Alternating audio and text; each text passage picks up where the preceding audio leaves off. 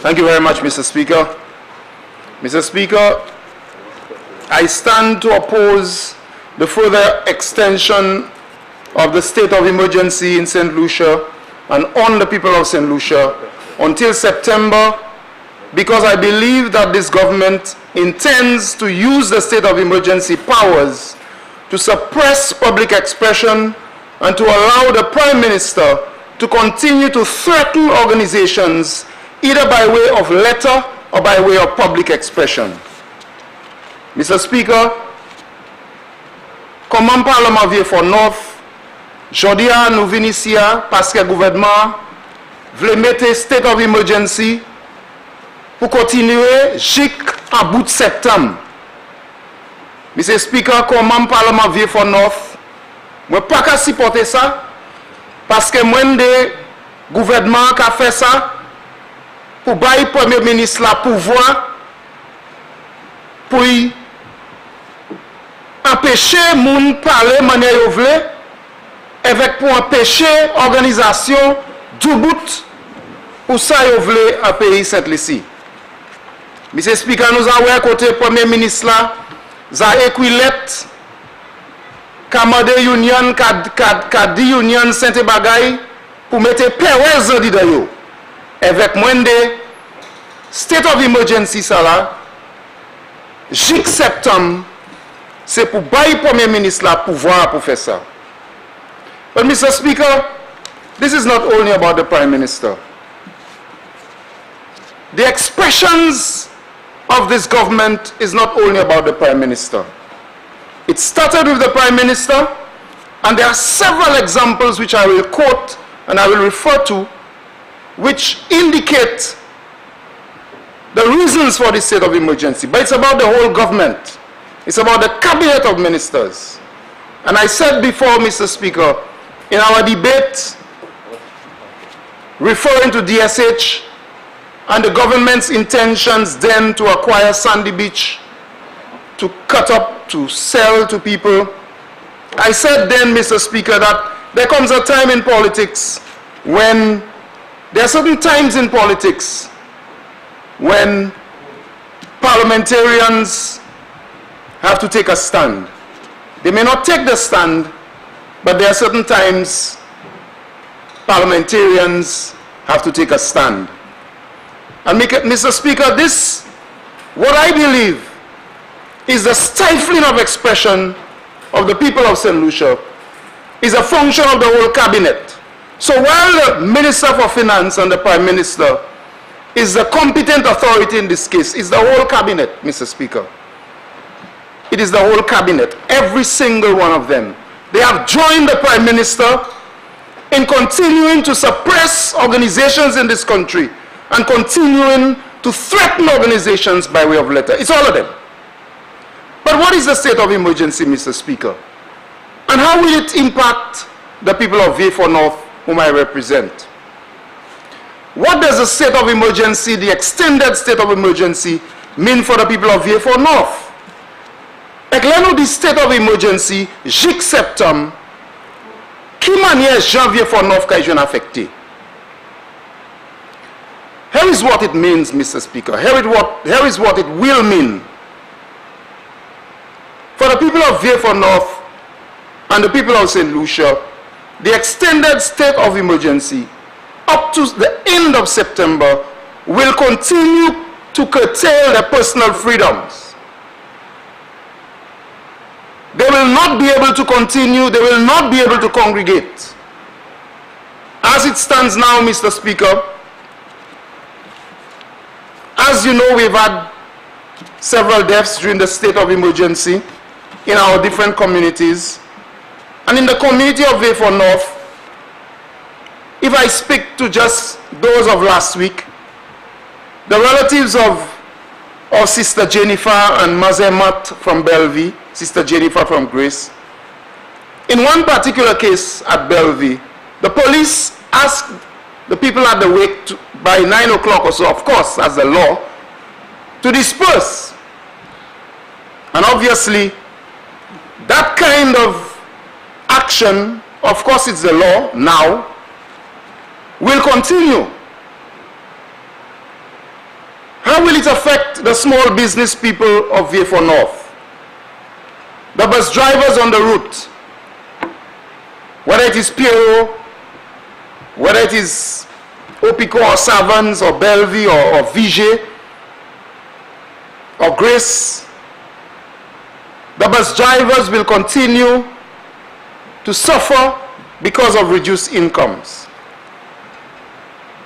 And the people who earn a living by selling bakes and chicken, sole, and a number of others, Kekin from Vevacel, who just opened something, Lape, people of the Gap at Pierrot, the hundreds of people who fry bakes and sell chicken up to midnight will continue not to be able to do that until the end of September. But do you think this government cares about that? Ou quoi gouvernement mêlé avec Keken qui sorti Vevacel, avec Solé qui a fouillé bec et chicken tout men with le vendredi c'est là Chaimoun ka porti bayo le vendredi? Ou quoi gouvernement ka parlé en laissant? C'est mon gap là qui a fouillé chicken avec fouillé poisson. Some at Zabo and the Tetmon people who have karaoke in Central Pierrot, Opico, and Savans. What about these people? And yes, people like Fraser at Opico, all of us had to be part of the activities to curtail COVID-19.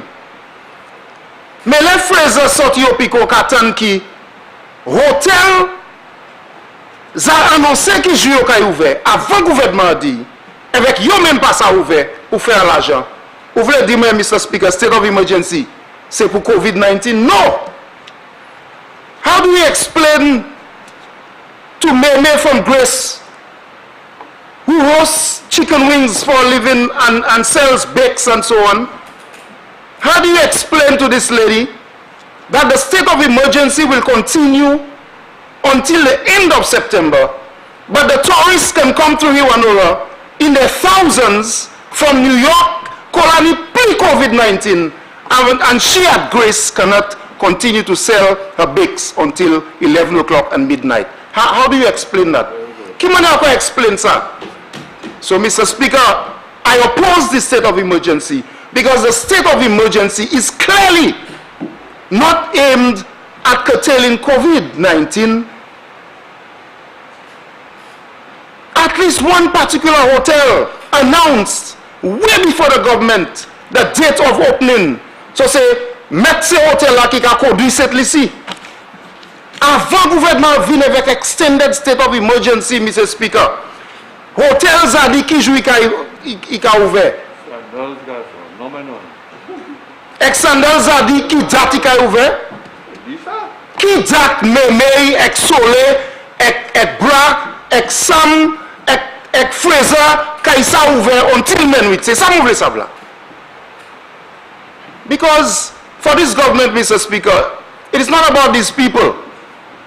It is not about these people. And so we want to protect the people from COVID-19, but we are opening up our borders to travelers from the United States of America. What kind of confusion is that? And that is why I oppose the state of emergency. Extending to September, Mr. Speaker. Our people understood. C'est mon copain. La teni yon de moun ki kase loi avec police aller à la beach code moun te kani bagay police break up beach party by kosa. The police did their work. Many people understood. And I speak for the people of Vieux-Fort North. And I said before in this house, when you travel through Vieux-Fort North, kay tout moun fermé. Debe sete tout moun adidan. Parce que c'est moun ka obéi loi. Toute l'église fermée. C'est mouna te ka obéi loi. So instead of giving the people the opportunity to earn their living in a dignified yet controlled manner, we come back to Parliament and we want to cage them again. And we are caging them at the same time. that we are opening our borders to people from America and New York. Nous voulons mettre ces gens dans la caloge encore. Nous voulons mettre eux dans la caloge encore. Mais c'est les gens qui sont en Amérique, qui ont chaque COVID-19, nous avons ouvert par eux. Mr. Speaker, there are many people from Vieux-Fort North who work at the Iwanaroi International Airport. There are so many of them who work with the airlines. Since before the imposition of the state of emergency, my constituents complained to me about the treatment of workers at the ports of entry. La teni moun qui presque joue fire parce que c'est travailleurs à l'aéroport là qui sortent Pierrot, qui sortent Angoisse, qui sortent Belleville. Yo pas teni qualité masse là et qualité bagay là pour empêcher yo joindre COVID-19, yo pas teni équipement. And even then, these workers were chastised, Mr. Speaker. Now we are extending the state of emergency and we are opening up the floodgates. We will be exposing these people to hundreds, possibly thousands of tourists from the United States. Mr. Speaker, that cannot be fair. It is confusing. What kind of scientific evidence pointed the government in that direction? To say you're going to have a state of emergency, yet you're opening up your airport to thousands of tourists from the United States. Mr. Speaker, I am standing against the imposition of the extension of the state of emergency in St. Lucia and on the people of St. Lucia, because my colleague said it a while ago, Trinidad and Tobago has not imposed a state of emergency. St. Vincent and the Grenadines has not imposed a state of emergency. So what is it the government of St. Vincent and the Grenadines knows that the government of St. Lucia cannot find or cannot research and cannot know? What is it? The Prime Minister spoke a while ago as if that is the only panacea. The only way to do it is to extend the state of emergency. But why has St. Vincent not imposed a state of emergency? St. Vincent and the Grenadines. And you see their results. No deaths the same way. And you go read their results. What is it about St. Lucia and the government of St. Lucia that they must have this state of emergency until September? I oppose it, Mr. Speaker. And you know, Mr. Speaker, I oppose the state of emergency because I believe it is a cover-up for the high-handed state actions of the Prime Minister and his cabinet.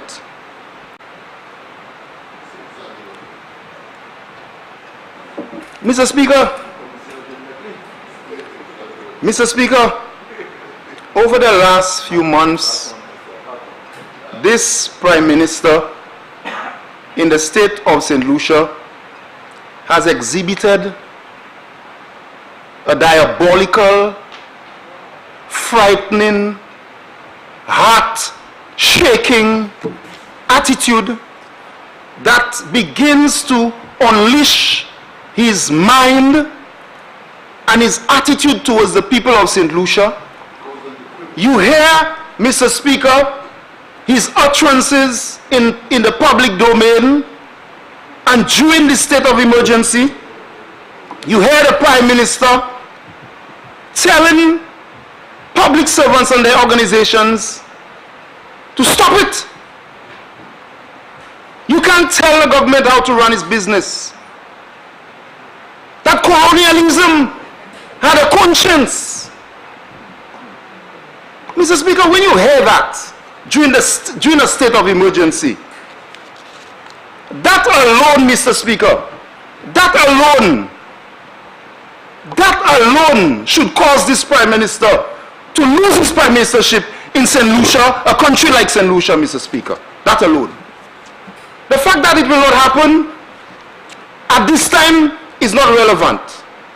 But I want to place on record, as a member of Parliament for Vieux-Fort North, that when a prime minister in a Caribbean country, with the kind of history that we've had, of colonialism, of slavery, of oppression, can say in the public domain that colonialism had a conscience. And when you add to that, Mr. Speaker, his actions during the state of emergency, and you add what he says to the public servants, and you add other expressions in the public domain, then, Mr. Speaker, you have to, something inside of you, something inside of me as a parliamentarian changed, something shook.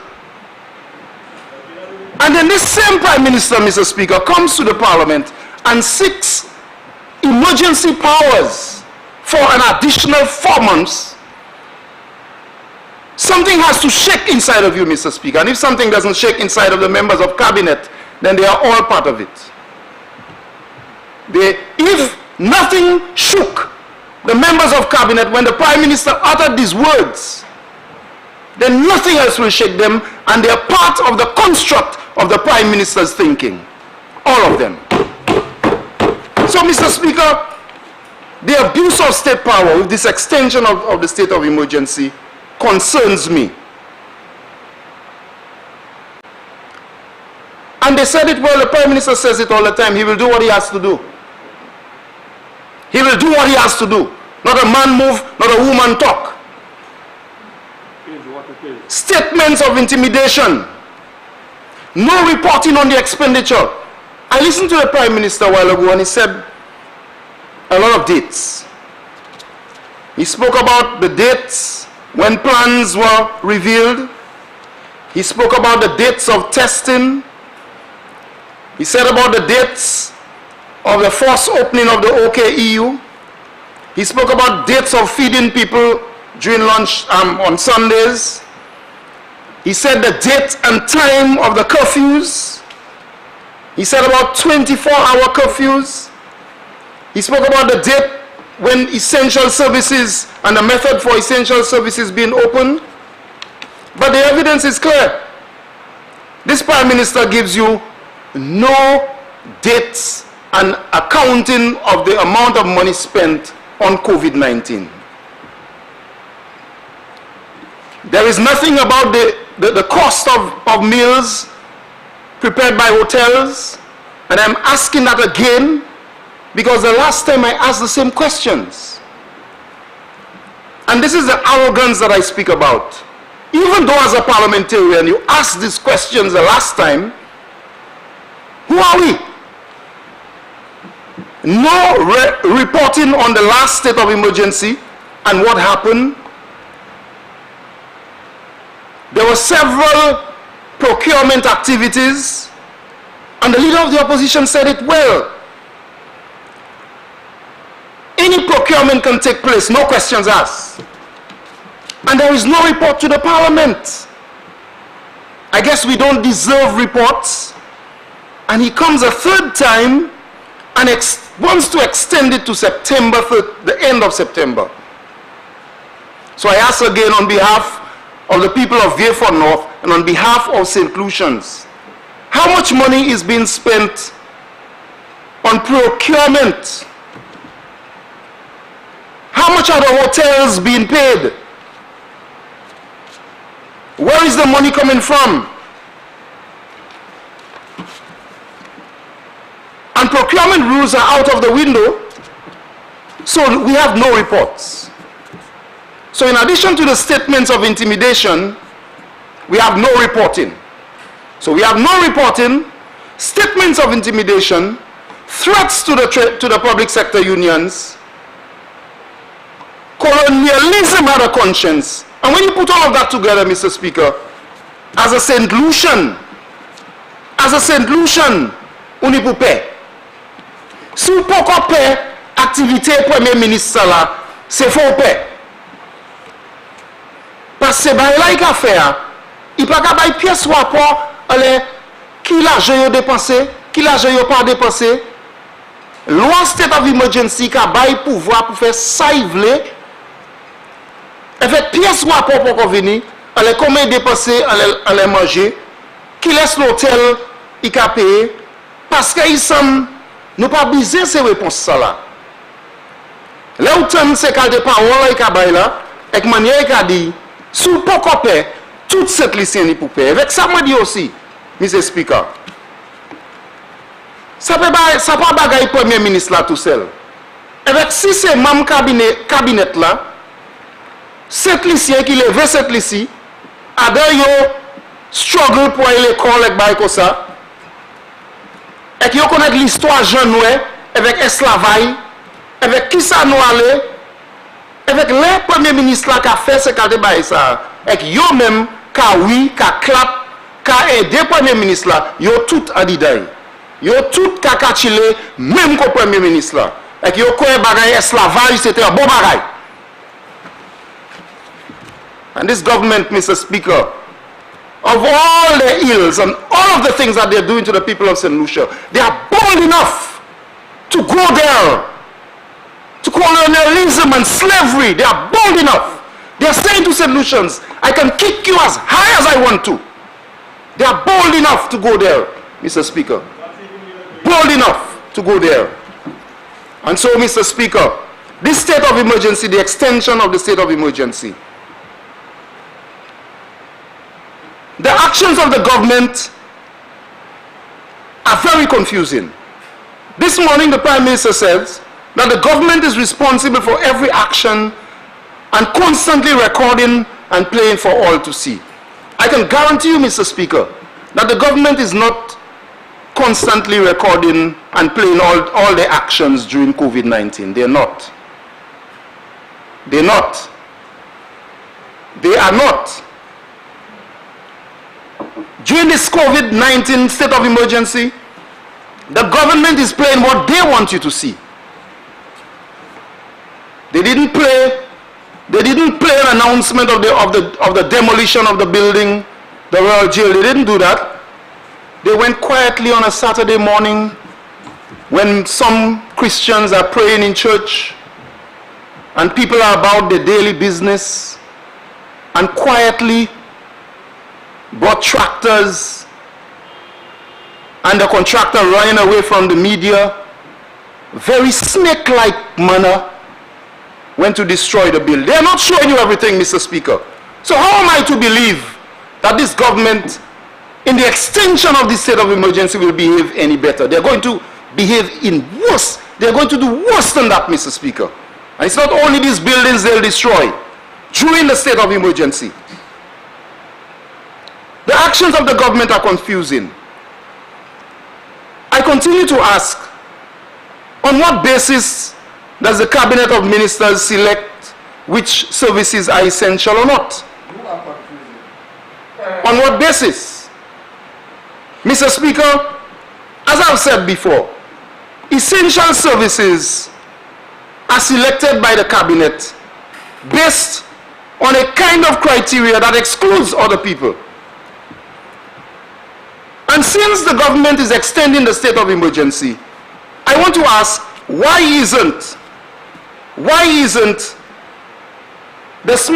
aren't the small shops in the constituency of Vieux North essential?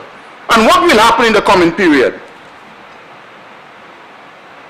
The government focuses, Mr. Speaker, on only what it deems important and not for the people of St. Lucia. For the people of St. Lucia.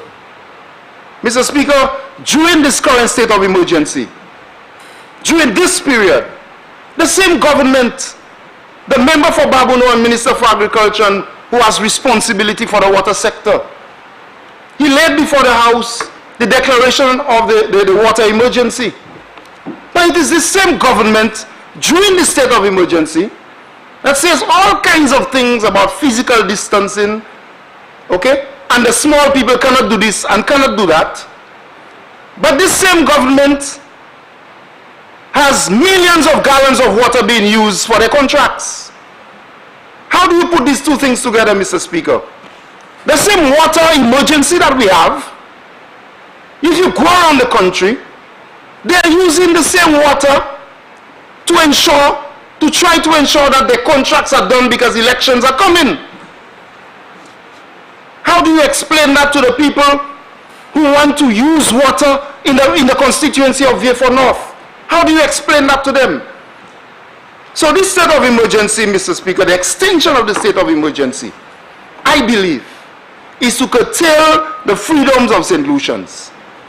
There is no irrefutable evidence to show that we can find no country in the Caribbean who did not impose a state of emergency and got the same results that we have. I point to St. Vincent and the Grenadines.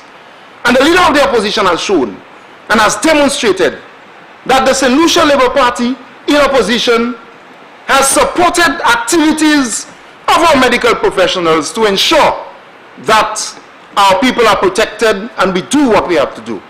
All of us, in one way or another, each one of us has done what we had to do in our constituencies to encourage our people. But when this government comes to declare, to seek an extension to the state of emergency, tout cette lycée n'est pour paix. And the St. Lucians need to look at the actions of the Prime Minister over the last few months in particular and to judge for themselves and ask themselves, why does this government need to extend the state of emergency? I put it to you that they want to oppress the people of Vieux-Fort North. They don't want people to vociferously oppose what they do and what they say. And therefore, they will do everything in their power, Mr. Speaker, to ensure that they continue the state of emergency until September. I stand in opposition to this. There are other ways this government can do it, and they are doing it for other reasons that have little to do with COVID-19. The Prime Minister has demonstrated it in his behavior. The Cabinet has demonstrated it in their support of the Prime Minister's reprehensible behavior over the last few months. And soon, the people of St. Lucia will see more evidence of this arrogance and the disdain of the Prime Minister for ordinary St. Lucians. I thank you, Mr. Speaker.